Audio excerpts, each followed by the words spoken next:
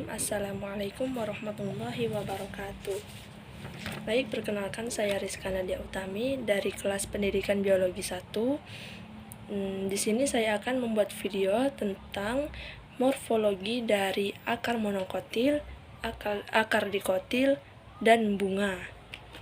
Baik, yang pertama yang saya akan deskripsikan adalah morfologi dari akar dikotil.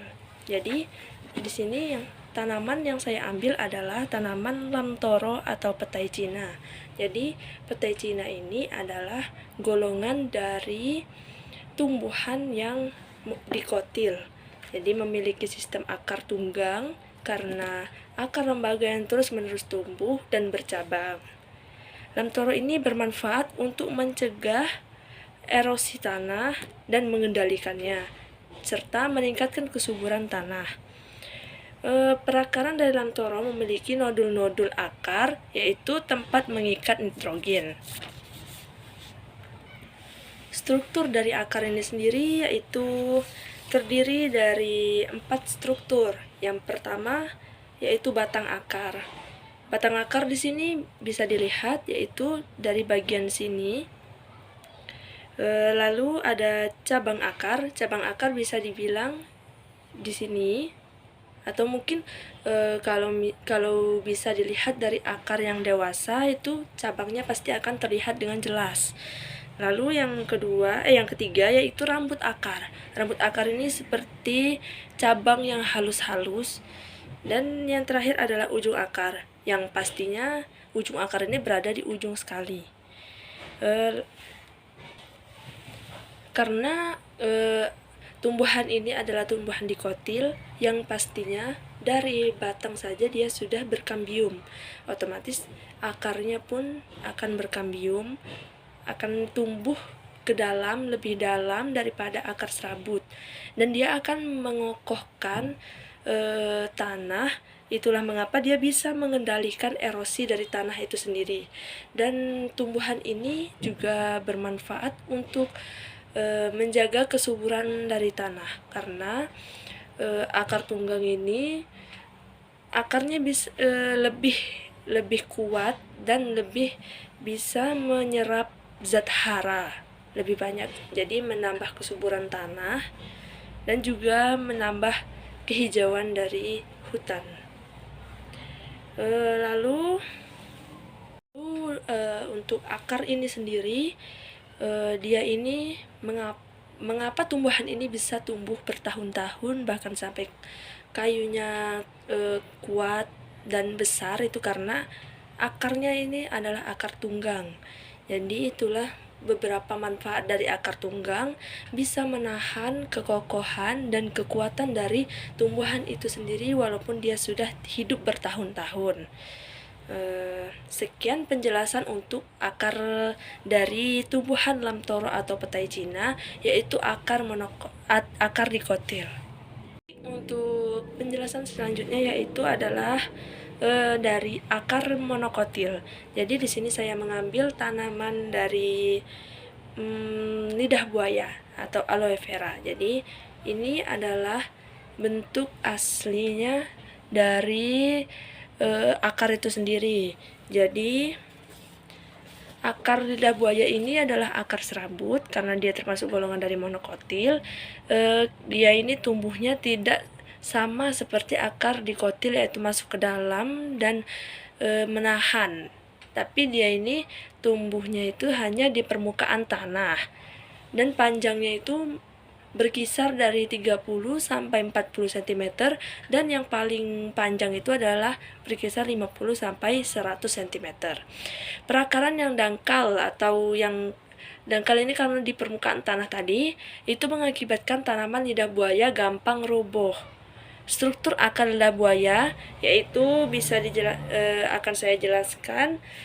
Baik dari pangkal akarnya sendiri, itu adalah yang dekat dengan batang akar.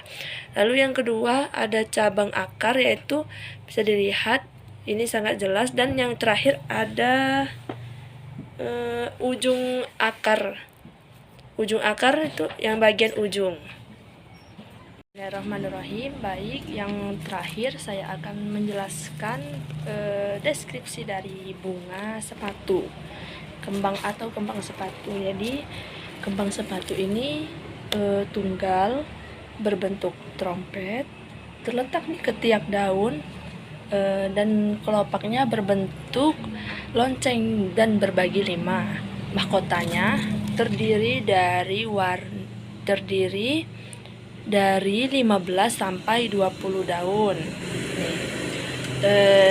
Lalu pada umumnya warna bunga kembang sepatu ini adalah merah, namun yang saya pegang ini adalah bunga sepatu yang muda atau yang belum tumbuh atau yang belum lengkap warnanya, yang belum terang warnanya. Lalu ada banyak benang sari, tangkai sarinya dan berwarna merah atau putih, kepala sarinya kuning dan putik berbentuk tabung. Bunga ini tidak memiliki bau sama sekali maupun wangi ataupun busuk. Bunga ini disebut dengan kembang sepatu karena bunga ini dahulu digunakan untuk menyemir sepatu hingga mengkilap. Baik, untuk strukturnya sendiri dari awal ini di sini ada kelopak bunga. Kelopak bunga ini seperti warna hijau pangkal dari sebelum batang ya. Lalu di sini ada mahkota bunga. Jadi mahkota bunga ini yang dijelaskan tadi terdiri dari 15 atau 20 kelopak. Lalu ada indung telur. Jadi indung telur ini ada di bagian dalam di sini. Ada semuanya di sini ya. Tapi mungkin ini karena masih ini di dalam sini. Jadi di sini itu tempatnya indung telur. Lalu ada lagi struktur-struktur lain di dalamnya indung telur itu ya. Lalu ada kepala putik ya. Kepala putik ini di bagian sini. Dan leher putik ini, tadi leher putik atau batang putik itu dijelaskan warnanya merah. Nah, tapi ini karena dia masih muda, dari mahkotanya saja belum menjadi warna merah, maka dari tangkai putik atau leher putik ini juga belum mengikuti warnanya. Jadi warnanya masih muda, belum menjadi warna merah. Bisa dilihat di sini warna merahnya masih ada, cuman baru ada di sini, belum menyeluruh. Lalu ada serbuk sari. Nah, serbuk sari ini sepertinya mungkin karena dia ini masih muda, jadi belum ada serbuk sarinya, baru ada tempat kepala putik dan leher putik. Karena bisa dilihat di sini hanya setangkai. Jadi dilihat dari gambar yang saya searching, di tengah ini adalah kepala putik dan leher putik. Jadi nah, ini di sini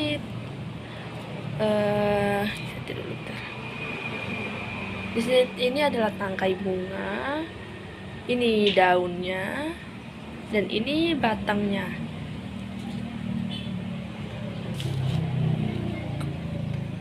Nah, kelopak inilah yang digunakan untuk menyemir sepatu agar mengkilap. Jadi maka dari itu dia dinamakan menjadi bunga sepatu.